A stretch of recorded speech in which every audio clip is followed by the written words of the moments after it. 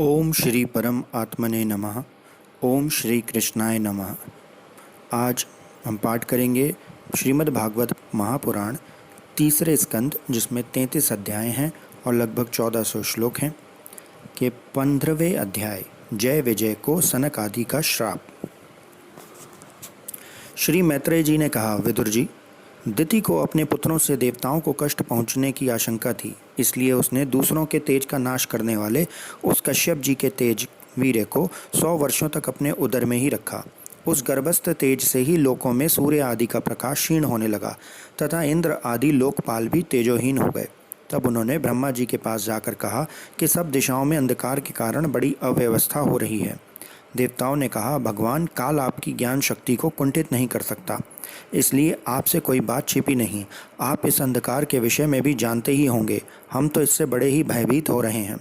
देवादिदेव, आप जगत के रचयिता और समस्त लोकपालों के मुकुटमणि हैं। आप छोटे बड़े सभी जीवों का भाव जानते हैं। देव, आप विज्ञान बल संपन्न हैं। आपने माया से ही यह चतुर्मुख रूप और रजोगुण स्वीकार किया है। आपकी उत्पत्ति के वास्तविक कारण को कोई नहीं जान सकता। हम आपको नमस्कार करते हैं। आप में संपूर्ण भुवन स्थित हैं।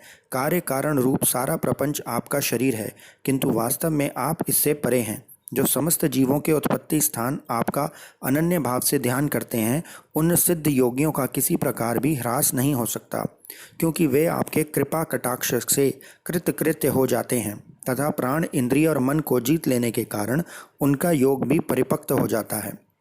रस्सी से बंधे हुए बैलों की भांति आपकी वेदवाणी से जकड़ी हुई सारी प्रजा आपकी अधीनता में नियम पूर्वक कर्म अनुष्ठान करके आपको बलि समर्पित करती है। आप सबके नियंता मुख्य प्राण हैं। हम आपको नमस्कार करते हैं। भूमन, इस अंधकार के कारण दिन रात का विभाग अस्पष्ट हो जाने से लोगों के सारे कर्म लुप्त होते जा रहे हैं, जिससे वे दुखी हो रहे हैं। उनका कल्याण कीजिए और हम शरणागतों की और अपनी अपार दया दृष्टि से निहारिए। देव, आग जिस प्रकार ईंधन में पड़कर बढ़ती रहती है, उसी प्रकार कश्यप जी के वीर्य से स्थापित हुआ यह दिति का गर्भ सारी दिशाओं को अंधकारमय करता हुआ क्रमशः बढ़ रहा है। श्री मैत्रेय जी कहते हैं, महाबाहो, देवताओं की प्रार्थना सुनकर भगवान ब्रह्मा जी हंसे और उन्हें अपनी मधुर वाणी से आनंदित करते हुए कहने लगे। श्री ब्रह्मा जी ने कहा, देवताओं, तुम्हारे पूर्वज मेरे मानस पुत्र सनक आदि लोकों की आसक्ति त्याग कर समस्त लोकों में आकाश मार्ग से विचरा करते थे। एक बार वे भगवान विष्णु के शुद्ध सत्वमय सब लोकों के शिरोभाग में स्थित बैकुंठ धाम में जा पहुँचे। वहाँ सभी लोग विष्णु रूप होकर रहते हैं और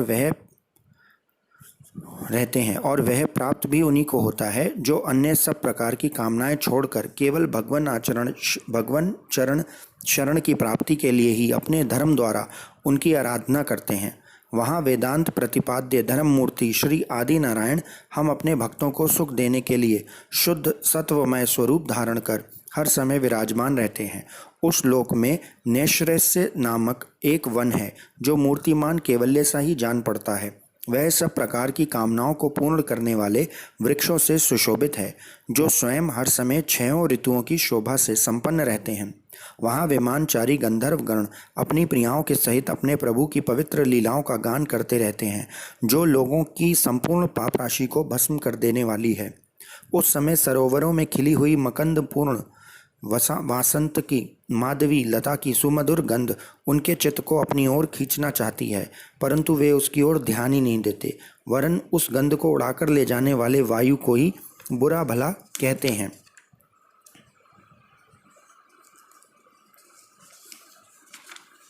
जिस समय भ्रमरराज ऊंचे स्वर से गुंजार करते हुए मानो हरि कथा गान करते हैं, उस समय थोड़ी देर के लिए कबूतर, कोयल, सारस, चकवे, पपीहे, हंस, तोते, तीतर और मोरों का कोलाहल बंद हो जाता है, मानो वे भी उस कीर्तन आनंद में बेसुध हो जाते हैं। श्री हरि तुलसी में अपने श्री विग्रह को सजाते हैं और तुलसी की गंध का ही अधिक आदर करते हैं।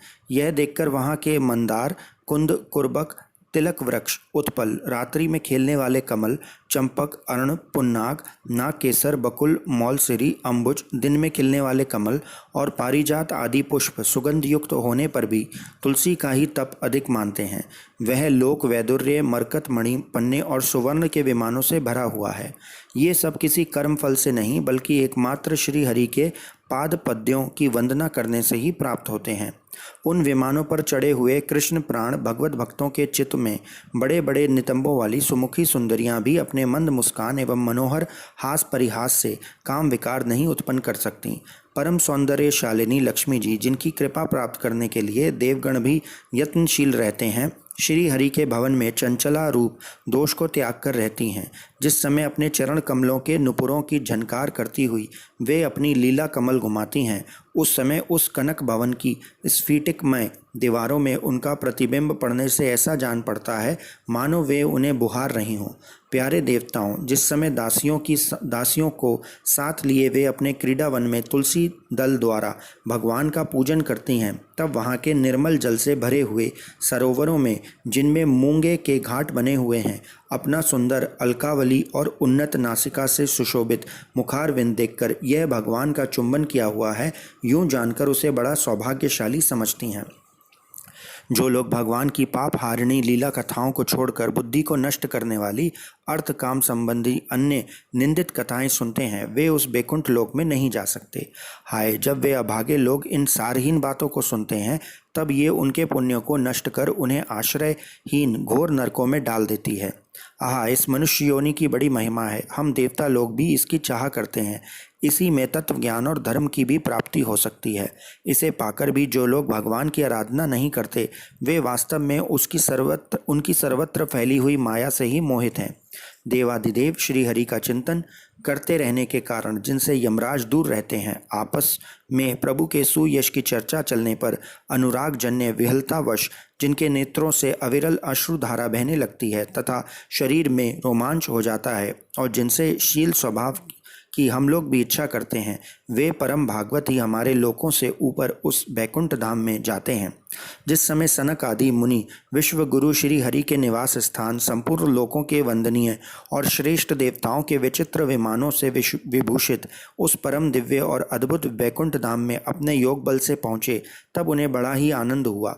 भगवत दर्शन की लालसा से अन्य दर्शनीय सामग्री की उपेक्षा करते हुए बैकुंठ धाम की 6 ड्योढ़ियाँ पार करके जब वे 7वीं पर पहुंचे, तब वहां उन्हें हाथ में गदा लिए 2 समान आयु वाले देव श्रेष्ठ दिखलाई दिए, जो बाजूबंद, कुंडल और किरीट आदि अनेकों अमूल्य आभूषणों से अलंकृत थे।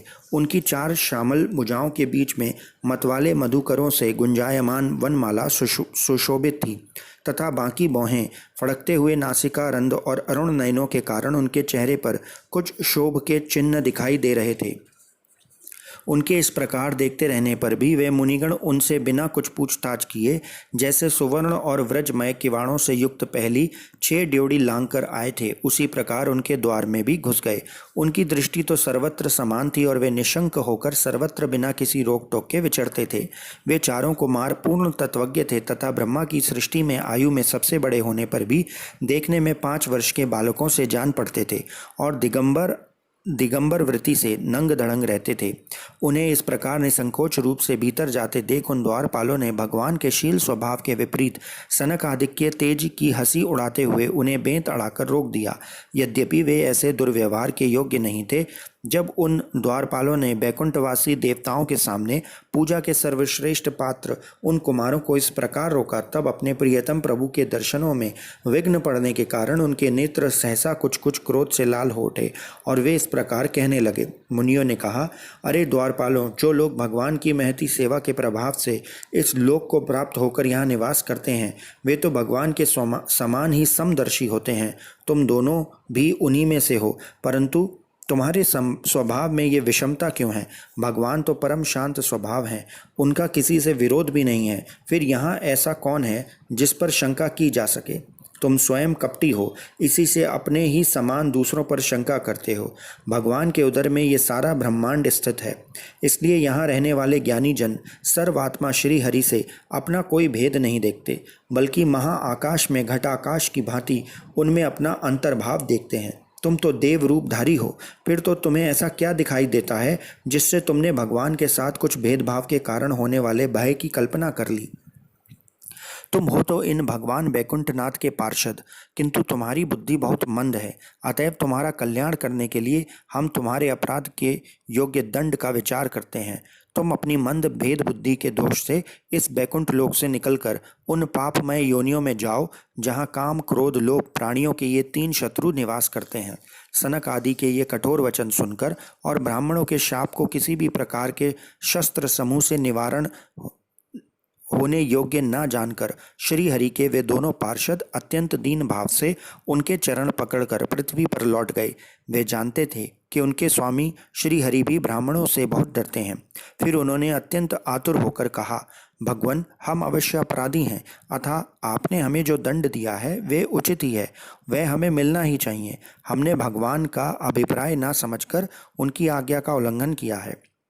इससे हमें जो पाप लगा है वह आपके दिए हुए दंड से सर्वथा धुल जाएगा, किंतु हमारी इस दुर्दशा का विचार करके यदि करुणावश आपको थोड़ा सा भी अनुपात हो तो ऐसी कृपा कीजिए कि जिससे उन अधमाधम योनियों में जाने पर भी हमें भगवत स्मृति को नष्ट करने वाला मोह न प्राप्त हो। इधर जब साधु जनों के हृदय धन भगवान कमलनाथ को मालूम हुआ कि मेरे द्वारपालों ने सनक आदि साधुओं का अनादर किया है, तब वे लक्ष्मी जी के सहित अपने उन्हीं श्री चरणों से चलकर ही वहां पहुंचे, जिन्हें परमहंस मुनिजन भी ढूंढते रहते हैं, सहज में पाते नहीं। सनक आदि ने देखा कि उनकी समाधि के विषय श्री वैकुंठनाथ स्वयं उनके नेत्रगोचर होकर पधारे हैं। उनके साथ साथ पार्षद गण छत्र चामर आदि लिए चल रहे हैं तथा प्रभु के दोनों ओर राजहंस के पंखों के समान 2 श्वेत चवर ढुलाए जा रहे हैं। उनकी शीतल वायु से उनके श्वेत छत्र में लगी हुई मोतियों की झालर हिलती हुई ऐसी शोभा दे रही है मानो चंद्रमा की किरणों से अमृत की बूंदें झल रही हैं। प्रभु समस्त सद्गुणों के आश्रय हैं। उनकी सौम्य मुख मुद्रा को देखकर जान पड़ता था मानो वे सभी पर अनवरत कृपा सुधा की वर्षा कर रहे हैं। अपनी स्नेहमयी चितवन से वे भक्तों का हृदय स्पर्श कर रहे हैं तथा उनके सुविशाल श्याम वक्ष स्थल पर स्वर्ण रेखा के रूप में जो साक्षात लक्ष्मी विराजमान थी, उनसे मानो वे समस्त दिव्य लोकों के चूड़ामणि बैकुंठ धाम को सुशोभित कर रहे थे। उनके पीताम्बर मंडित विशाल नितंबों पर झिलमिलाती हुई करघनी और गले में भ्रमरों से मुखरित वनमाला विराज रही थी तथा वे कलाइयों में सुंदर कंगन पहने अपना एक हाथ गरुण जी के कंधे पर रख दूसरे से कमल का पुष्प घुमा रहे थे। उनके अमोल कपोल बिजली की प्रभा को भी न जाने वाले मकराकृत कुंडलों की शोभा बढ़ा रहे थे। उभरी हुई सुघड़ नासिका थी, बड़ा ही सुंदर मुख था, सिर पर मणिमय मुकुट विराजमान था तथा चारों ओर भुजाओं के बीच महामूल्यवान मनोहर हार की और गले में कौस्तुभ मणि की अपूर्व शोभा थी। भगवान का वह श्री विग्रह बड़ा ही सौंदर्यशाली था। उसे देखकर भक्तों के मन में ऐसा वितर्क होता था कि इसके सामने लक्ष्मी जी का सौंदर्य अभिमान भी गलित हो गया। ब्रह्मा जी कहते हैं, देवताओं, इस प्रकार मेरे महादेव जी के और तुम्हारे लिए परम सुंदर विग्रह धारण करने वाले श्री हरि को देखकर सनक आदि मुनीश्वरों ने उन्हें सिर झुकाकर प्रणाम किया। उस समय उनकी अद्भुत छवि को निहारते निहारते उनके नेत्र तृप्त नहीं होते थे। सनक आदि मुनीश्वर निरंतर ब्रह्म आनंद में निमग्न रहा करते थे, किंतु जिस समय भगवान कमल नयन के चरणाविंद मकरंद से मिली हुई तुलसी मर्जरी के गंध से सुवासित वायु ने नासिका रंध्र के द्वारा उनके अंतःकरण में प्रवेश किया, उस समय वे अपने शरीर को संभाल न सके और उस दिव्य गंध ने उनके मन में खलबली पैदा कर दी। भगवान का मुख नील कमल के समान था। अति सुंदर अधर और कुंद कली के समान मनोहर हास से उनकी शोभा और भी बढ़ गई। उसकी झांकी करके वे कृतकृत्य हो गए। फिर पद्म राग के समान लाल लाल नखों से सुशोभित उनके चरण कमल देखकर वे उन्हीं का ध्यान करने लगे। इसके पश्चात वे मुनिगण अन्य साधनों से सिद्ध न होने वाले स्वाभाविक अष्ट सिद्धियों से समस्त श्री हरि की स्तुति करने लगे। जो योग मार्ग द्वारा मोक्ष पद की खोज करने वाले पुरुषों के लिए उनके ध्यान का विषय अत्यंत आदरणीय और नयन आनंद की वृद्धि करने वाला पुरुष रूप प्रकट करते हैं। सनक आदिक मुनियों ने कहा, अनंत, यद्यपि आप अंतर्यामी रूप से दुष्ट चित्त पुरुषों के हृदय में भी स्थित रहते हैं, तथापि उनकी दृष्टि से ओझल ही रहते हैं, किंतु आज हमारे नेत्रों के सामने तो आप साक्षात विराजमान हैं। प्रभु, जिस समय आपसे उत्पन्न हुए हमारे पिता ब्रह्मा जी ने आपका रहस्य वर्णन किया था, उसी समय श्रवण आरंभों में हमारी बुद्धि में तो आप आ विराजे थे, किंतु प्रत्यक्ष दर्शन का महान सौभाग्य तो हमें आज ही प्राप्त हुआ है। भगवान, हम आपको साक्षात परमात्म तत्व ही जानते हैं। इस समय आप अपने विशुद्ध सत्वमय विग्रह अपने इन भक्तों को आनंदित कर रहे हैं। आपकी इस सगुण साकार मूर्ति को राग और अहंकार से मुक्त मुनिजन आपकी कृपा दृष्टि से प्राप्त हुए सुदृढ़ भक्ति योग के द्वारा अपने हृदय में उपलब्ध करते हैं। प्रभु, आपका सुयश अत्यंत कीर्तनीय और सांसारिक दुखों की निवृत्ति करने वाला है। आपके चरणों की शरण में रहने वाले जो महाभाग आपकी कथाओं के रसिक हैं, वे आपके आत्यांतिक प्रसाद मोक्ष पद को भी कुछ अधिक नहीं गिनते। फिर जिन्हें आपकी जरा सी टेढ़ी भौहें ही भयभीत कर देती हैं, उन इंद्रप्रद पद आदि अन्य भोगों के विषय में तो कहना ही क्या है। भगवान, यदि हमारा चित्त भौरे की तरह आपके चरण कमलों में ही रमण करता रहे, हमारी वाणी तुलसी के समान आपके चरण संबंधों से ही सुशोभित हो और हमारे कान आपकी सुयश सुधा से परिपूर्ण रहें, तो अपने पापों के कारण भले ही हमारा जन्म नरक आदि योनियों में हो जाए, इसकी हमें कोई चिंता नहीं है। विपुल कीर्ति प्रभु, आपने हमारे सामने जो यह मनोहर रूप प्रकट किया है, उससे हमारे नेत्रों को बड़ा ही सुख मिला। विषय आसक्त अजितेंद्रिय पुरुषों के लिए इसका दृष्टिगोचर होना अत्यंत कठिन है। आप साक्षात भगवान हैं, इस प्रकार स्पष्टतया हमारे नेत्रों के सामने प्रकट हुए हैं। हम आपको प्रणाम करते हैं। इति श्रीमद्भागवते महापुराणे परमहंस्यां साहित्यां तृतीय स्कंदे जय विजयो सनकादि शापो नाम पंचदशो अध्याय अथ षोडशो अध्याय। पाठ करेंगे श्रीमद् भागवत महापुराण के तीसरे स्कंद के 16वें अध्याय जय विजय किया बैकुंठ से पतन। श्री ब्रह्मा जी ने कहा, देवगण, जब योग निष्ठ सनक आदि मुनियों ने इस प्रकार स्तुति की, तब बैकुंठ निवास श्री हरि ने उनकी प्रशंसा करते हुए यह कहा। श्री भगवान ने कहा, मुनिगण, ये जय विजय मेरे पार्षद हैं। इन्होंने मेरी कुछ भी परवाह न करके आपका बहुत बड़ा अपराध किया है। आप लोग भी मेरे अनुगत भक्त हैं, अतः इस प्रकार मेरी ही अवज्ञा करने के कारण आपने इन्हें जो दंड दिया है वह मुझे भी अभिमत है। ब्राह्मण मेरा परम आराध्य है। मेरे अनुचरों द्वारा आप लोगों का जो तिरस्कार हुआ है उसे मैं अपना ही किया हुआ मानता हूँ, इसलिए मैं आप लोगों से प्रसन्नता की भिक्षा मांगता हूँ। सेवकों के अपराध करने पर संसार उनके स्वामी का ही नाम लेता है। वह अपयश उसकी कीर्ति को इस प्रकार दूषित कर देता है जैसे त्वचा को चर्म रोग। मेरी निर्मल सुयश सुधा में गोता लगाने से चांडाल पर्यंत सारा जगत तुरंत पवित्र हो जाता है, इसलिए मैं विकुंठ कहलाता हूँ। किंतु यह पवित्र कीर्ति मुझे आप लोगों से ही प्राप्त हुई है, इसलिए जो कोई आपके विरुद्ध आचरण करेगा वह मेरी भुजा ही क्यों ना हो, मैं उसे तुरंत काट डालूंगा। आप लोगों की सेवा करने से ही मेरी चरण रज की ऐसी पवित्रता प्राप्त हुई है कि वह सारे पापों को तत्काल नष्ट कर देती है, और मुझे ऐसा सुंदर स्वभाव मिला है कि मेरे उदासीन रहने पर भी लक्ष्मी जी मुझे एक क्षण के लिए भी नहीं छोड़ती। यद्यपि इन्हीं के लेश मात्र कृपा कटाक्ष के लिए अन्य ब्रह्मा आदि देवता नाना प्रकार के नियमों एवं व्रतों का पालन करते हैं, जो अपने संपूर्ण कर्म फल मुझे अर्पण कर सदा संतुष्ट रहते हैं। वे निष्काम ब्राह्मण ग्रास पर तृप्त होते हुए घी तरह तरह के पकवानों का सब भोजन करते हैं, तब उनके मुख से मैं जैसा तृप्त होता हूँ, वैसा यज्ञ में अग्नि रूप मुख से यजमान की दी हुई आहुतियों को ग्रहण करके नहीं होता। योग माया का अखंड और असीम ऐश्वर्य मेरे अधीन है, तथा मेरी चरणोदक रूपिणी गंगा जी चंद्रमा को मस्तक पर धारण करने वाले भगवान शंकर के सहित समस्त लोकों को पवित्र करती है। ऐसा परम पवित्र एवं परमेश्वर होकर भी मैं जिसकी पवित्र चरण रज को अपने मुकुट पर धारण करता हूँ, उन ब्राह्मणों के कर्म को कौन नहीं सहन करेगा। ब्राह्मण, दूध देने वाली गौएं और अनाथ प्राणी ये मेरे ही शरीर हैं। पापों के द्वारा विवेक दृष्टि नष्ट हो जाने के कारण जो लोग इन्हें मुझसे भिन्न समझते हैं, उन्हें मेरे द्वारा नियुक्त यमराज के क्रोध जैसे दूत, जो सर्प के समान क्रोधी हैं, अत्यंत क्रोधी होकर अपनी चोंचों से नोचते हैं। ब्राह्मण तिरस्कार पूर्वक कटु भाषण भी करें तो भी उसमें मेरी भावना करके प्रसन्न चित्त तथा अमृत भरी मुस्कान से युक्त मुख कमल से उसका आदर करते हैं, तथा जैसे रूठे हुए पिता को पुत्र और आप लोगों को मैं मनाता हूँ, उसी प्रकार जो प्रेम पूर्ण वचनों से प्रार्थना करते हुए उन्हें शांत करते हैं, वे मुझे अपने वश में कर लेते हैं। मेरे इन सेवकों ने मेरा अभिप्राय न समझकर ही आप लोगों का अपमान किया है। इसलिए मेरे अनुरोध से आप केवल इतनी कृपा कीजिए कि इनका यह निर्वासान काल शीघ्र ही समाप्त हो जाए। ये अपने अपराध के अनुरूप अधम गति को हो भोग कर शीघ्र ही मेरे पास लौट आएं।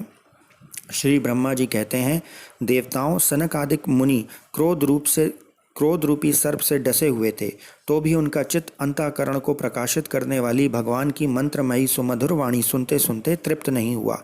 भगवान की उक्ति बड़ी ही मनोहर और थोड़े अक्षरों वाली थी, किंतु वह इतनी अर्थपूर्ण, सारयुक्त, दुर्विजय और गंभीर थी कि बहुत ध्यान देकर सुनने और विचार करने पर भी वह ये न जान सके कि भगवान क्या करना चाहते हैं। भगवान की इस अद्भुत उदारता को देखकर वे बहुत आनंदित हुए और उनका अंग अंग पुलकित हो गया। फिर योग माया के प्रभाव से अपने परम ऐश्वर्य का प्रभाव प्रकट करने वाले प्रभु से वे हाथ जोड़कर कहने लगे। मुनियों ने कहा, स्वप्रकाश भगवान, आप सर्वेश्वर होकर भी जो यह कह रहे हैं कि यह आपने मुझ पर बड़ा अनुग्रह किया, सो इससे आपका क्या अभिप्राय है, ये हम नहीं जान सके हैं। प्रभु, आप ब्राह्मणों के परम हितकारी हैं। इससे लोक शिक्षा के लिए आप भले ही ऐसा माने कि ब्राह्मण मेरे आराध्य देव हैं, वस्तुतः तो ब्राह्मण तथा देवताओं के भी देवता ब्रह्मा आदि के भी आप ही आत्मा और आराध्य देव हैं। सनातन धर्म आपसे ही उत्पन्न हुआ है। आपके अवतारों द्वारा ही समय समय पर उसकी रक्षा होती है तथा निर्विकार स्वरूप आप ही धर्म के परम गुहा रहस्य हैं। यह शास्त्रों का मत है। आपकी कृपा से निवृत्ति परायण योगी जन सहज में ही मृत्यु रूपी संसार सागर से पार हो जाते हैं। फिर भला दूसरा कोई आप पर क्या कृपा कर सकता है। भगवान, दूसरे यथार्थी जन जिनकी चरण रज को सर्वदा अपने मस्तक पर धारण करते हैं, वे लक्ष्मी जी निरंतर आपकी सेवा में लगी रहती हैं। सो ऐसा जान पड़ता है कि भाग्यवान भक्तजन आपके चरणों पर जो नूतन तुलसी की मालाएं अर्पण करते हैं, उन पर गुंजार करते हुए भौरों के समान वे भी आपके पाद पद्यों को ही अपना निवास स्थान बनाना चाहती हैं, किंतु अपने पवित्र चरित्रों से निरंतर सेवा में तत्पर रहने वाली उन लक्ष्मी जी का भी आप विशेष आदर नहीं करते। आप तो अपने भक्तों से ही विशेष प्रेम रखते हैं। आप स्वयं ही संपूर्ण भजनीय गुणों के आश्रय हैं। क्या जहाँ तहाँ विचरते हुए ब्राह्मणों के चरणों में लगने से पवित्र हुई मार्ग की धूलि और श्रीवत्स का चिन्ह आपको पवित्र कर सकते हैं? क्या इससे आपकी शोभा बढ़ सकती है? भगवान, आप साक्षात धर्म स्वरूप हैं। आप सत्य आदि तीनों युगों में प्रत्यक्ष रूप से विद्यमान रहते हैं तथा ब्राह्मण और देवताओं के लिए तप, शौच और दया अपने इन 3 चरणों से इस चराचर जगत की रक्षा करते हैं। अब आप अपनी शुद्ध सत्वमयी वरदायिनी मूर्ति से हमारे धर्म विरोधी रजोगुण तमोगुण को दूर कर दीजिए। देव, यह ब्राह्मण कुल आपके द्वारा अवश्य रक्षणीय है। यदि साक्षात धर्म रूप होकर भी आप सुमधुर वाणी और पूजन आदि के द्वारा इस उत्तम कुल की रक्षा न करें, तो आपका निश्चित किया हुआ कल्याण मार्ग ही नष्ट हो जाए, क्योंकि लोक तो श्रेष्ठ पुरुषों के आचरणों को ही प्रमाण रूप से ग्रहण करता है। प्रभु, आप सतोगुण की खान हैं और सभी जीवों का कल्याण करने के लिए उत्सुक हैं। इसी से आप अपनी शक्ति रूपी राजा आदि के द्वारा धर्म के शत्रुओं का संहार करते हैं, क्योंकि वेद मार्ग का उच्छेद आपको अभिष्ट नहीं है। आप त्रिलोकीनाथ और जगत प्रति पालक होकर भी ब्राह्मणों के प्रति इतने नम्र रहते हैं, इससे आपके तेज की कोई हानि नहीं होती। ये तो आपकी लीला मात्र है। सर्वेश्वर, इन द्वारपालों को आप जैसा उचित समझें वैसा दंड दें अथवा पुरस्कार स्वरूप में इनकी वृत्ति बढ़ा दें। हमें निष्कपट भाव से सब प्रकार आपसे सहमत हैं, अथवा हमने आपके इन निरपराध अनुचरों को शाप दिया है, इसके लिए हम ही को उचित दंड दें, हम वह भी सहर्ष स्वीकार है। श्री भगवान ने कहा, मुनिगण, आपने इन्हें जो शाप दिया है, सच जानिए वह मेरी ही प्रेरणा से हुआ है। अब ये शीघ्र ही दैत्य योनि को प्राप्त होंगे और वहाँ क्रोध आवेश से बड़ी हुई एकाग्रता के कारण सुदृढ़ योग संपन्न होकर फिर जल्दी ही मेरे पास लौट आएंगे। श्री ब्रह्मा जी कहते हैं, तदंतर उन मुनीश्वरों ने नयन अभिराम भगवान विष्णु उनके स्वयं प्रकाश वैकुंठ धाम के दर्शन करके प्रभु की परिक्रमा की और उन्हें प्रणाम कर तथा उनकी आज्ञा पा भगवान के ऐश्वर्य का वर्णन करते हुए प्रमुदित हो वहां से लौट गए। फिर भगवान ने अपने अनुचरों से कहा, जाओ, मन में किसी प्रकार का भय मत करो, तुम्हारा कल्याण होगा। मैं सब कुछ करने में समर्थ होकर भी ब्रह्म तेज को मिटाना नहीं चाहता, क्योंकि ऐसा ही मुझे अभिमत भी है। एक बार जब मैं योग निद्रा में स्थित हो गया था, तब तुमने द्वार में प्रवेश करती हुई लक्ष्मी जी को रोका था। उस समय उन्होंने क्रुद्ध होकर पहले ही तुम्हें यह श्राप दिया था। अब दैत्य योनि में मेरे प्रति क्रोध आकार वृत्ति रहने से तुम्हें जो एकाग्रता होगी, उससे तुम इस विप्र तिरस्कार जनित पाप से मुक्त हो जाओगे और फिर थोड़े ही समय में मेरे पास लौट आओगे। द्वारपालों को यह इस प्रकार आज्ञा दे। भगवान ने विमानों की श्रेणियों से सुसज्जित अपने सर्वाधिक श्री संपन्न धाम में प्रवेश किया। वे देव श्रेष्ठ जय विजय तो ब्रह्मा शाप के कारण उस अलंघनीय भगवत धाम में ही श्रीहीन हो गए तथा उनका सारा गर्व गलित हो गया। पुत्रों, फिर जब वे बैकुंठ लोक से गिरने लगे, तब वहां श्रेष्ठ विमानों पर बैठे हुए बैकुंठ वासियों में महान हाहाकार मच गया। इस समय दिति के गर्भ में स्थित जो कश्यप जी का उग्र तेज है, उसमें भगवान के उन पार्षद प्रवरों ने ही प्रवेश किया है। उन दोनों असुरों के तेज से ही तुम सबका तेज फीका पड़ गया है। इस समय भगवान ऐसा ही करना चाहते हैं। जो आदि पुरुष संसार की उत्पत्ति स्थिति और लय के कारण हैं, जिनकी योग माया को बड़े बड़े योगी जन भी बड़ी कठिनता से पार कर पाते हैं, वे सत्वादी तीनों गुणों के नियंता श्री हरि ही हमारा कल्याण करेंगे। अब इस विषय में हमारे विशेष विचार करने से क्या लाभ हो सकता है। इति श्रीमद्भागवते महापुराणे परमहंस्यां साहित्यां तृतीय स्कंदे षोडशो अध्याय। अब पाठ करेंगे श्रीमद्भागवत महापुराण के तीसरे स्कंद के 17वें अध्याय का। कुल 33 अध्याय हैं तीसरे स्कंद में। 17वें अध्याय का शीर्षक है हिरण्यकश्यप और हिरण्याक्ष का जन्म तथा हिरण्याक्ष की दिग्विजय। श्री मैत्रेय जी ने कहा, विदुर जी, ब्रह्मा जी के कहने से अंधकार का कारण जानकर देवताओं की शंका निवृत्त हो गई और फिर वे सब स्वर्गलोक को लौट आए। इधर दिति को अपने पतिदेव के कथन अनुसार पुत्रों की ओर से उपद्रव आदि की आशंका बनी रहती थी। इसलिए जब पूरे 100 वर्ष बीत गए, तब उस साध्वी ने 2 यमज यानी जुड़वे पुत्र उत्पन्न किए। उनके जन्म लेते समय स्वर्ग, पृथ्वी और अंतरिक्ष में अनेकों उत्पात होने लगे, जिनसे लोग अत्यंत भयभीत हो गए। जहाँ तहाँ पृथ्वी और पर्वत कांपने लगे, सब दिशाओं में दाह होने लगा, जगह जगह उल्कापात होने लगा, बिजलियां गिरने लगीं और आकाश में अनिष्ट सूचक धूमकेतु पुच्छल तारे दिखलाई देने लगे। बार बार साएं साएं करती और बड़े बड़े वृक्षों को उखाड़ती हुई बड़ी विकट और असह्य वायु चलने लगी। उस समय आंधी, उसकी सेना और उड़ती हुई धूल ध्वजा के समान जान पड़ती थी। बिजली जोर जोर से चमककर मानो खिलखिला रही थी। घटाओं में ऐसा सघन रूप धारण किया कि सूर्य, चंद्र आदि ग्रहों के लुप्त हो जाने से आकाश में गहरा अंधकार छा गया। उस समय कहीं कुछ भी दिखाई न देता था। समुद्र दुखी मनुष्य की भांति कोलाहल करने लगा। उससे ऊंची ऊंची तरंगें उठने लगीं और उसके भीतर रहने वाले जीवों में बड़ी हलचल मच गई। नदियां तथा अन्य जलाशयों में भी बड़ी खलबली मच गई और उनके कमल सूख गए। सूर्य और चंद्रमा बार बार ग्रास जाने लगे तथा उनके चारों ओर अमंगल सूचक मंडल बैठने लगे।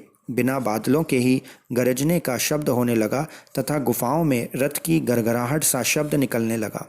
गांवों में गीदड़ और उल्लुओं के भयानक शब्द के साथ ही सियारियां मुख से दहकती हुई आग उगलकर बड़ा अमंगल शब्द करने लगी। जहाँ तहाँ कुत्ते अपनी गर्दन ऊपर उठाकर कभी गाने और कभी रोने के समान भांति भांति के शब्द करने लगे। विदुर जी, झुंड के झुंड गधे अपने कठोर खुरों से पृथ्वी खोदते और रेंकने का शब्द करते मतवाले होकर इधर उधर दौड़ने लगे। पक्षी गधों के शब्द से डरकर रोते चिल्लाते अपने घोंसलों से उड़ने लगे। अपनी खिरकों में बंधे हुए और वन में चरते हुए गाय, बैल आदि पशु डर के मारे मलमूत्र त्यागने लगे। गौएं ऐसी डर गईं कि दुल्हन दूहने पर उनके थनों से खून निकलने लगा। बादल पीप की वर्षा करने लगे। देव मूर्तियों की आंखों से आंसू बहने लगे और आंधी के बिना ही वृक्ष उखड़ उखड़ कर गिरने लगे। शनि, राहु आदि क्रूर ग्रह प्रबल होकर चंद्र, बृहस्पति आदि सौम्य ग्रहों तथा बहुत से नक्षत्रों को लांघकर वक्र गति से चलने लगे तथा आपस में युद्ध करने लगे। ऐसे ही और भी अनेक भयंकर उत्पात देखकर सनक आदि के सिवा और सब जीव भयभीत हो गए तथा उन उत्पातों का मर्म न जाने के कारण उन्होंने यही समझा कि अब संसार का प्रलय होने वाला है। वे दोनों आदि दैत्य जन्म के अनंतर शीघ्र ही अपने फौलाद के समान कठोर शरीरों से बढ़कर महान पर्वतों के सदृश हो गए तथा उनका पूर्व पराक्रम भी प्रकट हो गया। वे इतने ऊंचे थे कि उनके सुवर्णमय मुकुटों का अग्रभाग स्वर्ग को स्पर्श करता था और उनके विशाल शरीरों से सारी दिशाएं आच्छादित हो जाती थीं।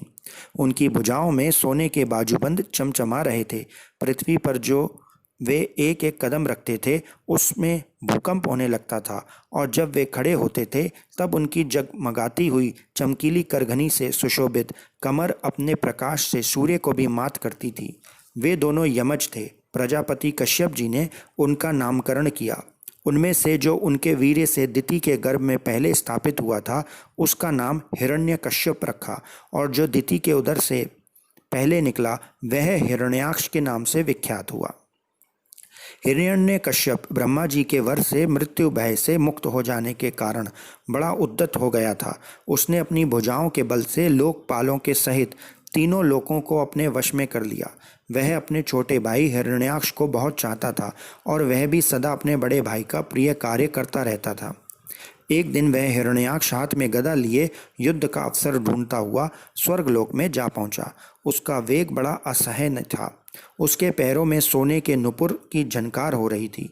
गले में विजय सूचक माला धारण की हुई थी और कंधे पर विशाल गदा रखी हुई थी। उसके मनोबल, शारीरिक बल तथा ब्रह्मा जी के वर ने उसे मतवाला कर रखा था, इसलिए वह सर्वथा निरंकुश और निर्भय हो रहा था। उसे देखकर देवता लोग डर के मारे वैसे ही जहाँ तहाँ छिप गए जैसे गरुड़ के डर से सांप छिप जाते हैं। जब दैत्यराज हिरण्याक्ष ने देखा कि मेरे तेज के सामने बड़े बड़े गर्वीले इंद्र आदि देवता भी छिप गए हैं, तब उन्हें अपने सामने न देखकर वह बार बार भयंकर गर्जना करने लगा। फिर वह महाबली दैत्य वहां से लौटकर जल क्रीड़ा करने के लिए मतवाले हाथी के समान गहरे समुद्र में घुस गया, जिसकी लहरों की बड़ी भयंकर गर्जना हो रही थी। ज्यों ही उसने समुद्र में पैर रखा कि डर के मारे वरुण के सैनिक जलचर जीव हकबका गए और किसी प्रकार की छेड़छाड़ न करने पर भी वे उसकी धाक से ही घबराकर बहुत दूर भाग गए। महाबली हिरण्याक्ष अनेक वर्षों तक समुद्र में ही घूमता और सामने किसी प्रतिपक्षी को ना पाकर बार बार वायु वेग से उठी हुई उसकी प्रचंड तरंगों पर ही अपनी लोहमयी गदा को आजमाता रहा। इस प्रकार घूमते घूमते वह वरुण की राजधानी विभावरीपुरी में जा पहुंचा। वहां पाताल लोक के स्वामी जलचरों के अधिपति वरुण जी को देखकर उसने उनकी हंसी उड़ाते हुए नीच मनुष्य की भांति प्रणाम किया और कुछ मुस्कुराते हुए व्यंग से कहा, महाराज, मुझे युद्ध की भिक्षा दीजिए प्रभु। आप तो लोकपालक राजा और बड़े कीर्तिशाली हैं। जो लोग अपने को बांका वीर समझते हैं उनके वीर मद को भी आप चूर्ण कर चुके हैं और पहले एक बार आपने संसार के समस्त दैत्य दानवों को जीतकर राजसूय यज्ञ भी किया था। उस मद उन्मत्त शत्रु के इस प्रकार बहुत उपहास करने से भगवान वरुण को क्रोध तो बहुत आया, किंतु अपने बुद्धि बल से वे उसे पी गए और बदले में उससे कहने लगे, भाई, हमें तो अब युद्ध आदि का कोई चाव नहीं रह गया है। भगवान पुराण पुरुष के सिवा हमें और कोई ऐसा दिखता भी नहीं जो तुम जैसे रणकुशल वीर को युद्ध में संतुष्ट कर सके। दैत्यराज, तुम उन्हीं के पास जाओ, वे ही तुम्हारी कामना पूरी करेंगे। तुम जैसे वीर उन्हीं का गुणगान किया करते हैं। वे बड़े वीर हैं, उनके पास पहुंचते ही तुम्हारी सारी शेखी पूरी हो जाएगी और तुम कुत्तों से गिरकर वीर शैया पर शयन करोगे। वे तुम जैसे दुष्टों को मारने और सत्पुरुषों पर कृपा करने के लिए अनेक प्रकार के रूप धारण किया करते हैं। इति श्रीमद्भागवते महापुराणे परमहंस्यां साहित्यां तृतीय स्कंधे हिरण्याक्ष दिग्विजय सप्तदशो अध्यायः। अब हम पाठ करेंगे श्रीमद्भागवत महापुराण के तृतीय स्कंद के 18वें अध्याय का। कुल 33 अध्याय हैं तीसरे स्कंद में। 18वें अध्याय का शीर्षक है हिरण्याक्ष के साथ वराह भगवान का युद्ध। श्री मैत्रेय जी ने कहा, तात, वरुण जी की ये बात सुनकर वह मदोन्मत्त दैत्य बहुत प्रसन्न हुआ। उसने उनके इस कथन पर कि तू उनके हाथों से मारा जाएगा कुछ भी ध्यान नहीं दिया और चट नारद जी से श्री हरि का पता लगाकर रसातल में पहुंच गया। वहां उसने विश्व विजयी वराह भगवान को अपनी दाढ़ों की नोक पर पृथ्वी को ऊपर की ओर ले जाते हुए देखा। वे अपने लाल लाल चमकीले नेत्रों से उसके तेज को हर लेते थे। उन्हें देखकर वह खिलखिलाकर हंस पड़ा और बोला, अरे ये जंगली पशु यहाँ जल से कहाँ से आ गया। फिर वराह जी ने कहा, अरे ना समझ, इधर आ, इस पृथ्वी को छोड़ दे। इसे विश्व विधाता ब्रह्मा जी ने हम रसातल वासियों के हवाले कर दिया है।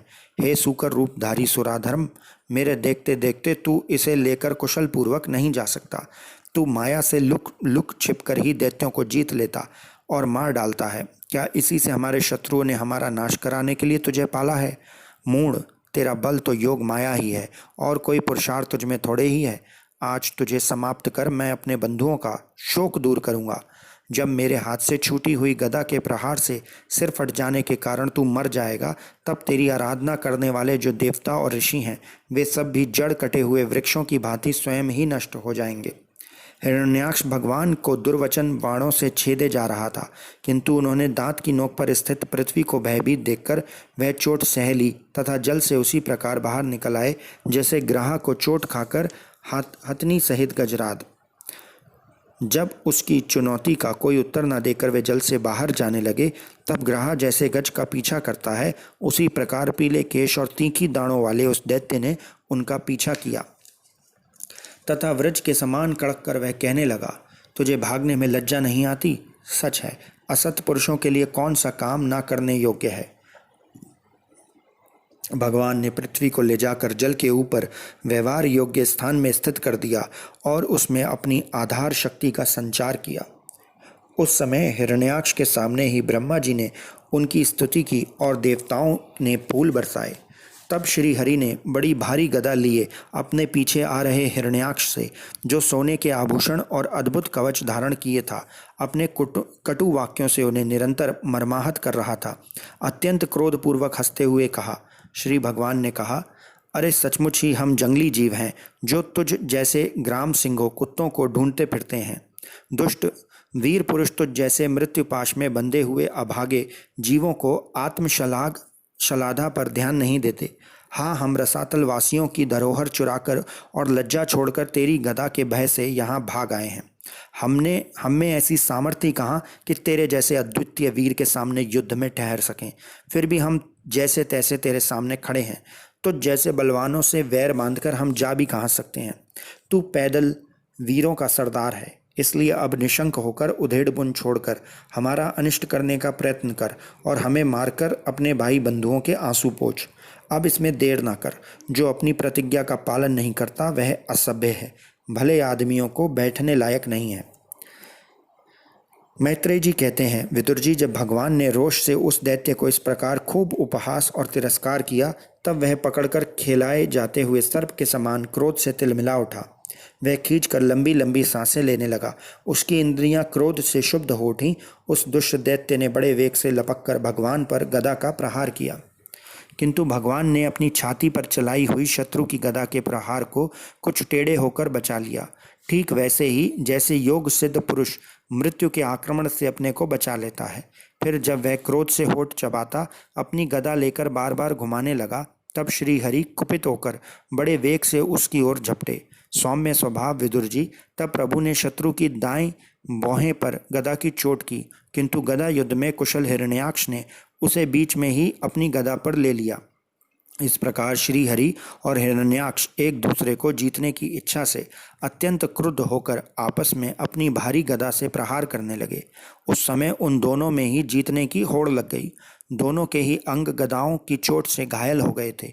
अपने अंगों के घावों से बहने वाले रुधिर की गंध से दोनों का ही क्रोध बढ़ रहा था। वे दोनों ही तरह तरह के पैतरे बदल रहे थे। इस प्रकार गौ के लिए आपस में लड़ने वाले दो सांडों के समान उन दोनों में एक दूसरे को जीतने की इच्छा से बड़ा भयंकर युद्ध हुआ। विदुर जी, जब इस प्रकार हिरण्याक्ष और माया से वराह रूप धारण करने वाले भगवान यज्ञ मूर्ति पृथ्वी के लिए द्वेष बांधकर युद्ध करने लगे, तब उसे देखने के लिए वहाँ ऋषियों के सहित ब्रह्मा जी आए। वे हजारों ऋषियों से घिरे हुए थे। जब उन्होंने देखा कि वह दैत्य बड़ा शूरवीर है, उसमें भय का नाम भी नहीं है, वह मुकाबला करने में भी समर्थ है और उसके पराक्रम को चूर्ण करना बड़ा कठिन काम है, तब वे भगवान आदि सूकर रूप नारायण से इस प्रकार कहने लगे। श्री ब्रह्मा जी ने कहा, देव, मुझसे वर पाकर यह दुष्ट दैत्य बड़ा प्रबल हो गया है। इस समय यह आपके चरणों की शरण में रहने वाले देवताओं, ब्राह्मणों, गौओं तथा अन्य निरपराध जीवों को बहुत ही हानि पहुंचाने वाला, दुखदायी और भयप्रद हो रहा है। इसकी जोड़ का और कोई योद्धा नहीं है, इसलिए यह महाकंटक अपना मुकाबला करने वाले वीर की खोज में समस्त लोकों में घूम रहा है। यह दुष्ट बड़ा ही मायावी, घमंडी और निरंकुश है। बच्चा जिस प्रकार क्रुद्ध हुए सांप से खेलता है, वैसे ही आप इससे खिलवाड़ न करें। देव, अच्युत जब तक वह दारुण दैत्य अपनी बल वृद्धि की वेला को पाकर प्रबल हो, उससे पहले पहले ही आप अपनी योग माया को स्वीकार करके इस पापी को मार डालिए। प्रभु, देखिए, लोकों का संहार करने वाली संध्या की भयंकर वेला आना ही चाहती है। सर्वात्म, आप उससे पहले ही इस असुर को मारकर देवताओं को विजय प्रदान कीजिए। इस समय अभिजित नामक मंगलमय मुहूर्त का भी योग आ गया है, अतः अपने सुहृदय हम लोगों के कल्याण के लिए शीघ्र ही उस दुर्जय दैत्य से निपट लीजिए। प्रभु, इसकी मृत्यु आपके ही हाथ बदी है। हम लोगों के बड़े भाग्य हैं कि स्वयं ही अपने काल रूप आपके पास आ पहुंचा है। अब आप युद्ध में बलपूर्वक इसे मारकर लोगों को शांति प्रदान कीजिए। इति श्रीमद्भागवते महापुराणे परमहंस्यां साहित्यां तृतीय स्कंदे हिरण्याक्षवध्ये अष्टदशो अध्यायः। अब पाठ करेंगे तीसरे स्कंद के 19वें अध्याय का। शीर्षक है हिरण्याक्ष वध। मैत्रेय जी कहते हैं, विदुर जी, ब्रह्मा जी के ये कपट रहित अमृतमय वचन सुनकर भगवान ने उनके भोलेपन पर मुस्कुराकर अपने प्रेम पूर्ण कटाक्ष के द्वारा उनकी प्रार्थना स्वीकार कर ली। फिर उन्होंने झपट कर अपने सामने निर्भय विचरते हुए शत्रु की ठुड्डी पर गदा मारी, किंतु हिरण्याक्ष की गदा से टकराकर वह गदा भगवान के हाथ से छूट गई और चक्कर काटती हुई जमीन पर गिरकर सुशोभित हुई। किंतु यह बड़ी अद्भुत सी घटना हुई। उस समय शत्रु पर वार करने का अच्छा अवसर पाकर भी हिरण्याक्ष ने उन्हें निअस्त्र देकर युद्ध धर्म का पालन करते हुए उन पर आक्रमण नहीं किया। उसने भगवान का क्रोध बढ़ाने के लिए ही ऐसा किया था। गदा गिर जाने पर लोगों का हाहाकार बंद हो जाने पर प्रभु ने उसकी धर्म बुद्धि की प्रशंसा की और अपने सुदर्शन चक्र का स्मरण किया। चक्र तुरंत ही उपस्थित होकर भगवान के हाथ में घूमने लगा, किंतु वे अपने प्रमुख पार्षद दैत्याधम हिरण्याक्ष के साथ विशेष रूप से क्रीड़ा करने लगे। उस समय उनके प्रभाव को न जानने वाले देवताओं के ये विचित्र वचन सुनाई देने लगे। प्रभु, आपकी जय हो, इसे और न खिलाइए, शीघ्र ही मार डालिए। जब हिरण्याक्ष ने देखा कि कमल दल लोचन श्री हरि उसके सामने चक्र लिए खड़े हैं, तब उसकी सारी इंद्रियां क्रोध से तिलमिला उठीं और वह लंबी सांसें लेता हुआ अपने दांतों से होठ चबाने लगा। उस समय वह तीखी दाढ़ों वाला दैत्य अपने नेत्रों से इस प्रकार उनको घूरने लगा मानो वह भगवान को भस्म कर देगा। उसने उछलकर, ले, अब तू नहीं बच सकता, इस प्रकार कहकर ललकारते हुए श्री हरि पर गदा से प्रहार किया। साधु स्वभाव वाले विदुर जी, यज्ञ मूर्ति श्री बर्रा भगवान ने शत्रु के देखते देखते लीला से ही अपने बाएं पैर से उसकी वह वायु के समान वेग वाली गदा पृथ्वी पर गिरा दी और उससे कहा, अरे दैत्य, तू मुझे जीतना चाहता है, इसलिए अपना शस्त्र उठा ले और एक बार फिर वार कर। भगवान के इस प्रकार कहने पर उसने फिर गदा चलाई और बड़ी भीषण गर्जना करने लगा। गदा को अपनी ओर आते देखकर भगवान ने जहाँ खड़े थे वहीं से उसे आते ही अनायास इस प्रकार पकड़ लिया जैसे गरुड़ सांप को पकड़ ले। अपने उद्यम को इस प्रकार व्यर्थ हुआ देख उस महादैत्य का घमंड ठंडा पड़ गया और उसका तेज नष्ट हो गया। अब की बार भगवान के देने पर उसने उस गदा को लेना ना चाहा, किंतु जिस प्रकार कोई ब्राह्मण के ऊपर निष्फल अभिचार, मारण आदि प्रयोग करे, मूठ आदि चलाए, वैसे ही उसने श्री यज्ञ पुरुष पर प्रहार करने के लिए एक प्रज्वलित अग्नि के समान लपलपाता हुआ त्रिशूल लिया। महाबली हिरण्याक्ष का अत्यंत वेग से छोड़ा हुआ वह तेजस्वी त्रिशूल आकाश में बड़ी तेजी से चमकने लगा। तब भगवान ने उसे अपनी तीखी धार वाले चक्र से इस प्रकार काट डाला जैसे इंद्र ने गरुण जी के छोड़े हुए तेजस्वी पंख को काट डाला था। भगवान के चक्र से अपने त्रिशूल के बहुत से टुकड़े हुए देखकर उसे बड़ा क्रोध हुआ। उसने पास आकर उनके विशाल वक्ष स्थल पर, जिस पर श्रीवत्स का चिन्ह सुशोभित है, कसकर घूंसा मारा और फिर बड़े जोर से गरज कर अंतर्ध्यान हो गया। विदुर जी, जैसे हाथी पर पुष्पमाला की चोट का कोई असर नहीं होता, उसी प्रकार उसके इस प्रकार घूंसा मारने से भगवान आदि वराह तनिक भी टस से मस नहीं हुए। तब वह महामायावी दैत्य मायापति श्री हरि पर अनेक प्रकार की मायाओं का प्रयोग करने लगा, जिन्हें देखकर सभी प्रजा बहुत डर गई और समझने लगी कि अब संसार का प्रलय होने वाला है। बड़ी प्रचंड आंधी चलने लगी, जिसके कारण धूल से सब ओर अंधकार छा गया। सब ओर से पत्थरों की वर्षा होने लगी, जो ऐसे जान पड़ते थे मानो किसी क्षेपण यंत्र गुलेल से फेंके जा रहे हों।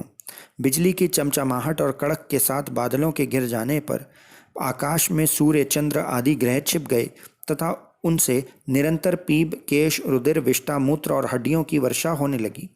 विदुर जी, ऐसे ऐसे पहाड़ दिखाई देने लगे जो तरह तरह के अस्त्र शस्त्र बरसा रहे थे। हाथ में त्रिशूल लिए बाल खोले नंगी राक्षसियां दिखने लगी। बहुत से पैदल घुड़सवार, रथी और हथनियों पर चढ़े सैनिकों के साथ अताताई यक्ष राक्षसों को का मारो मारो, काटो काटो, ऐसा अत्यंत इस क्रूर और हिंसामय कोलाहल सुनाई देने लगा। इस प्रकार प्रकट हुए उस आसुरी माया जाल का नाश करने के लिए यज्ञ मूर्ति भगवान वराह ने अपने प्रिय सुदर्शन चक्र को छोड़ा। उस समय अपने पति का कथन स्मरण हो आने से दिति का हृदय सहसा कांप उठा और उसके स्तनों से रक्त बहने लगा। अपना माया जाल नष्ट हो जाने पर वह दैत्य फिर भगवान के पास आया। उसने उन्हें क्रोध से दबाकर चूर चूर करने की इच्छा से भुजाओं में भर लिया, किंतु देखा कि वे तो बाहर ही खड़े हैं। अब वह भगवान को वज्र के समान कठोर मुक्कों से मारने लगा। तब इंद्र ने जैसे वृतासुर पर प्रहार किया था, उसी प्रकार भगवान ने उनकी कनपटी पर एक तमाचा मारा। विश्व विजयी भगवान ने यद्यपि बड़ी उपेक्षा से तमाचा मारा था, तो भी उसकी चोट से हिरण्याक्ष का शरीर घूमने लगा। उसके नेत्र बाहर निकल आए तथा हाथ, पैर और बाल छिन्न भिन्न हो गए और वह निष्प्राण होकर आंधी से उखड़े हुए विशाल वृक्ष के समान पृथ्वी पर गिर पड़ा। हिरण्याक्ष का तेज अब भी मलिन नहीं हुआ था। उस कराल दाढ़ों वाले दैत्य को दांतों से होठ चबाते हुए पृथ्वी पर पड़ा देख वहां युद्ध देखने के लिए आए हुए ब्रह्मा आदि देवता उसकी प्रशंसा करने लगे कि अहो, ऐसी अलभ्य मृत्यु किसको मिल सकती है। अपनी मिथ्या उपाधि से छूटने के लिए जिनका योगी जन समाधि योग के द्वारा एकांत में ध्यान करते हैं, उन्हीं की चरण प्रहार से उनका मुख देखते देखते इस दैत्यराज ने अपना शरीर त्यागा। ये हिरण्याक्ष और हिरण्यकश्यप भगवान के ही पार्षद हैं।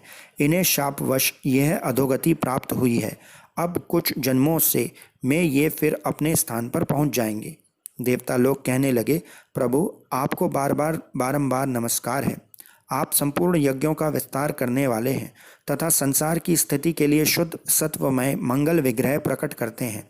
बड़े आनंद की बात है कि संसार को कष्ट देने वाला यह दुष्ट दैत्य मारा गया। अब आपके चरणों की भक्ति के प्रभाव से हमें भी सुख शांति मिल जाएगी। मैत्रेय जी कहते हैं, विदुर जी, इस प्रकार महापराक्रमी हिरण्याक्ष के वध करके भगवान आदि वराह अपने अखंड आनंदमय धाम को पधार गए। उस समय ब्रह्मा आदि देवता उनकी स्तुति कर रहे थे। भगवान अवतार लेकर जैसी लीलाएं करते हैं और जिस प्रकार उन्होंने भीषण संग्राम खिलौने की भांति महापराक्रमी हिरण्याक्ष का वध कर डाला, मित्र विदुर जी, वह सब चरित्र जैसा मैंने गुरुमुख से सुना, तुम्हें सुना दिया। सूत जी कहते हैं, शौनक जी, मैत्रेय जी के मुख से भगवान की यह कथा सुनकर परम भागवत विदुर जी को बड़ा आनंद हुआ। अब जब अन्य पवित्र कीर्ति और परम यशस्वी महापुरुषों का चरित्र सुनने से ही बड़ा आनंद होता है, तब श्री वत्सधारी भगवान की ललित ललाम लीलाओं की तो बात ही क्या है। जिस समय ग्राह के पकड़ने पर गजराज प्रभु के चरणों का ध्यान करने लगे और उनकी हथनियाँ दुख से चिंगाड़ने लगीं, उस समय जिन्होंने उन्हें तत्काल दुख से छुड़ाया और जो सब ओर से निराश होकर अपनी शरण में आए हुए सरल हृदय भक्तों में सहज में ही प्रसन्न हो जाते हैं, किंतु दुष्ट पुरुषों के लिए अत्यंत दुराधेय हैं। उन पर जल्दी प्रसन्न नहीं होते। उन प्रभु के उपकारों को जानने वाला ऐसा कौन पुरुष है जो उनका सेवन न करेगा। शौनक आदि ऋषियों पृथ्वी का उद्धार करने के लिए वराह रूप धारण करने वाले श्री हरि की इस हिरण्याक्ष वध नामक परम अद्वैत लीला को जो पुरुष सुनता, गाता अथवा अनुमोदन करता है, वह ब्रह्म हत्या जैसे घोर पाप से भी सहज में ही छूट जाता है। यह चरित्र अत्यंत पुण्यप्रद, परम पवित्र, धन और यश की प्राप्ति कराने वाला, आयुवर्धक और कामनाओं की पूर्ति करने वाला तथा युद्ध में प्राण और इंद्रियों की शक्ति बढ़ाने वाला है। जो लोग इसे सुनते हैं उन्हें अंत में श्री भगवान का आश्रय प्राप्त होता है। इति श्रीमद्भागवते महापुराणे परमहंस्यां साहित्यां तृतीय स्कंदे हिरण्याक्ष वधो नामेको वंशयो अध्यायः।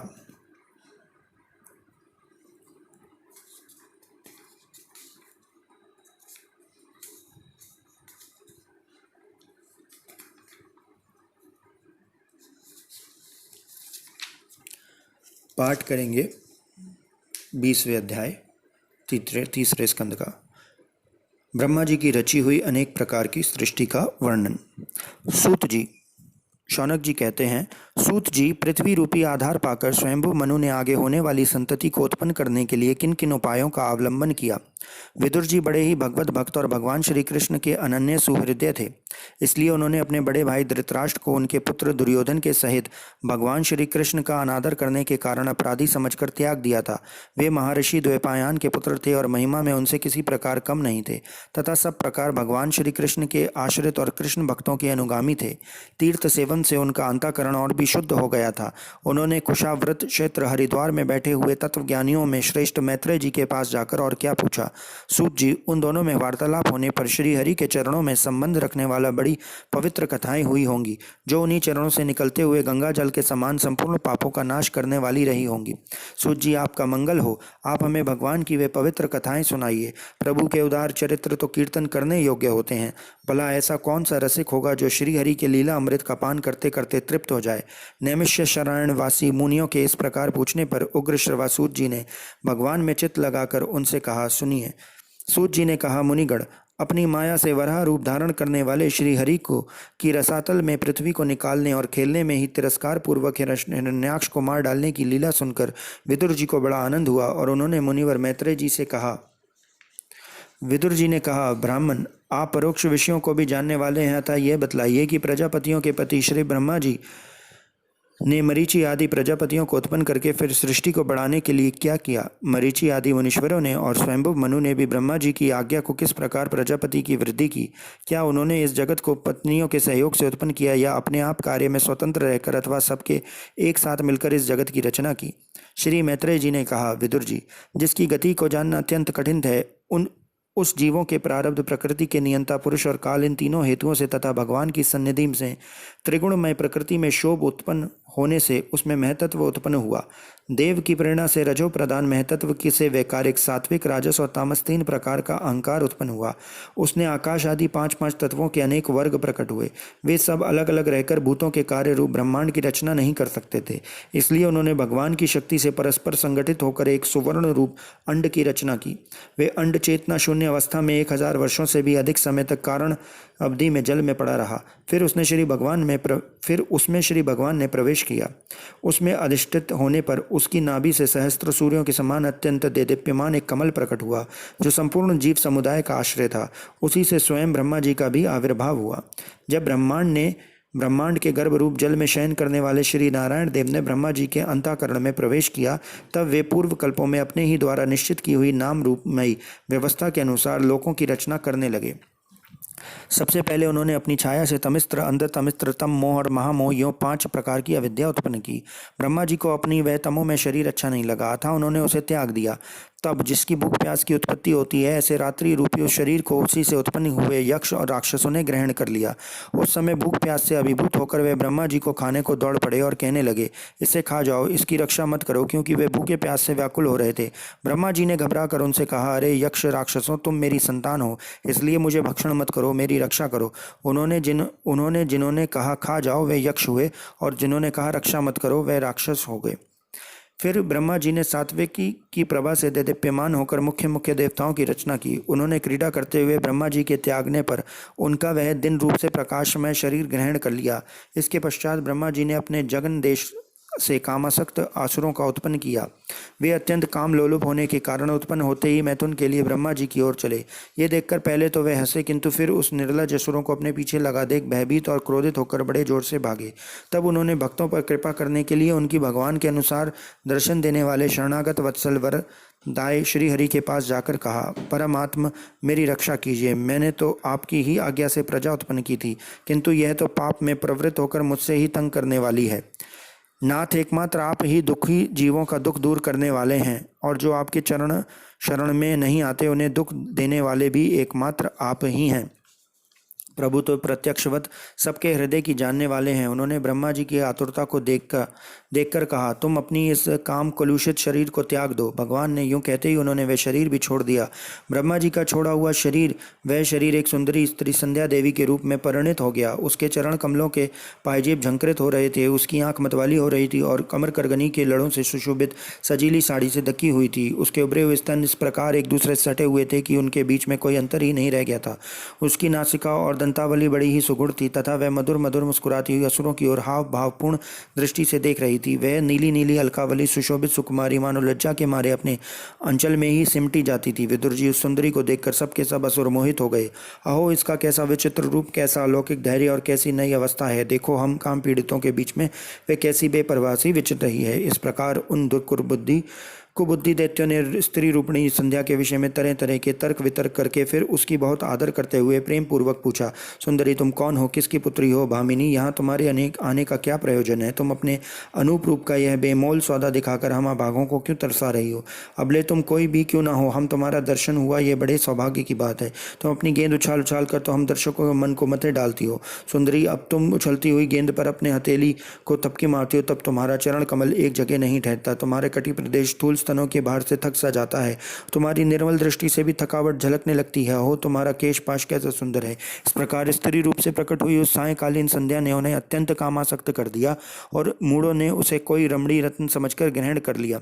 तदंतर ब्रह्मा जी ने गंभीर भाव से हंसकर अपनी कांतियां मूर्तियों से, जो अपने सौंदर्य को मानो आप ही आस्वादन करती थी, गंधर्व और अप्सराओं को उत्पन्न किया। उन्होंने ज्योत्सना चंद्रिका रूप और अपने उस कांति में प्रिय शरीर को त्याग दिया। उसी की को विश्वासु आदि गंधर्वों को ने प्रसन्नता पूर्वक ग्रहण किया। इसके पश्चात भगवान ब्रह्मा ने अपनी तंद्रा से भूत पिशाच उत्पन्न किए। उन्हें दिगंबर, वस्त्रहीन और बाल बिखरे देख उन्होंने आंखें मूंद ली। ब्रह्मा जी के त्यागे हुए उस जम्भाई रूपी शरीर को भूत पिशाचों ने ग्रहण किया। इसी को निद्रा भी कहते हैं, जिससे जीव की इंद्रियों में शीतलता आती देखी जाती है। यदि कोई मनुष्य झूठे मुंह सो जाता है तो उस पर भूत पिशाच आदि आक्रमण करते हैं, उसी को उन्माद कहते हैं। फिर भगवान ब्रह्मा की भावना की कि मैं तेजो में हूँ और अपने अदृश्य रूप से साध्यगण एवं पितृगण को उत्पन्न किया। पितरों ने अपनी उत्पत्ति के स्थान उस अदृश्य शरीर को ग्रहण कर लिया। इसी को लक्ष्य में रखकर पंडित जन श्राद्ध आदि के द्वारा पितर और साध्य गणों को क्रमशः काव्य पिंड और हव्य अर्पण करते हैं। अपनी तिरोधना शक्ति से ब्रह्मा जी ने सिद्ध और विद्याधरों की सृष्टि की और उन्हें अपना वह अंतर्ध्यान नामक अद्भुत शरीर दिया। एक बार ब्रह्मा जी ने अपना प्रतिबिंब देखा, तब अपने को बहुत सुंदर मानकर उस प्रतिबिंब से किन्नर और किम पुरुष उत्पन्न किए। उन्होंने ब्रह्मा जी के त्याग देने पर उनका वह प्रतिबिंब शरीर ग्रहण किया। इसलिए ये सब उषा काल में अपनी पत्नियों के साथ मिलकर ब्रह्मा जी के गुण कर्म आदि का गान किया करते हैं। एक बार ब्रह्मा जी सृष्टि की वृद्धि न होने के कारण बहुत चिंतित होकर हाथ पैर आदि अवयवों को फैलाकर लेटे गए और फिर क्रोधवश उस भोगमय शरीर को त्याग दिया। उससे जो बाल झड़कर गिरे वह अही हुए तथा उसके हाथ पैर सिकोड़ कर चलने से क्रूर स्वभाव सर्प और नाग हुए, जिनका शरीर फण रूप से कंधे के पास बहुत फैला होता है। एक बार ब्रह्मा जी ने अपने को कृतकृत्य सा अनुभव किया। उस समय अंत में उन्होंने अपने मन से मनुओं की सृष्टि की। वे सब प्रजा की वृद्धि करने वाले हैं। मनस्वी ब्रह्मा जी ने उनके लिए अपने पुरुषाकार शरीर त्याग दिया। मनुओं को देखकर उनसे पहले उत्पन्न हुए देवता गंधर्वादी ब्रह्मा जी की स्तुति करने लगे। वे बोले, विश्वकर्ता ब्रह्मा जी, आपकी यह मनुओं की सृष्टि बड़ी ही सुंदर है। इससे अग्निहोत्र आदि सभी कर्म प्रतिष्ठित हैं। इसकी सहायता से हम भी अपना अन्न हर वे भाग ग्रहण कर सकेंगे। फिर आदि ऋषि ब्रह्मा जी ने इंद्रिय संयम पूर्वक तप विद्या योग और समाधि से संपन्न हो अपनी पवित्र प्रिय संतान ऋषिगण की रचना की और उनसे प्रत्येक की अपने समाधि योग ऐश्वर्य तप विद्या और वैराग्य में शरीर का अंश दिया। इति श्रीमद्भागवते महापुराणे परमहंस्य साहित्याम तृतीय स्कन्धे विंशो अध्यायः। ओम। कृपया चैनल को सब्सक्राइब करें ताकि हम इस प्रकार के अन्य वीडियोस बनाते रहें। धन्यवाद। श्री कृष्ण गोविंद हरे मुरारी, हे नाथ नारायण वासुदेव। श्री कृष्ण गोविंद हरे मुरारी, हे नाथ नारायण वासुदेव। श्री कृष्ण गोविंद हरे मुरारी, हे नाथ नारायण वासुदेव। श्री कृष्ण गोविंद हरे मुरारी, हे नाथ नारायण वासुदेव। श्री कृष्ण गोविंद हरे मुरारी, हे नाथ नारायण वासुदेव। श्री कृष्ण गोविंद हरे मुरारी, हे नाथ नारायण वासुदेव। श्री कृष्ण गोविंद हरे मुरारी, हे नाथ नारायण वासुदेव। श्री कृष्ण गोविंद हरे मुरारी।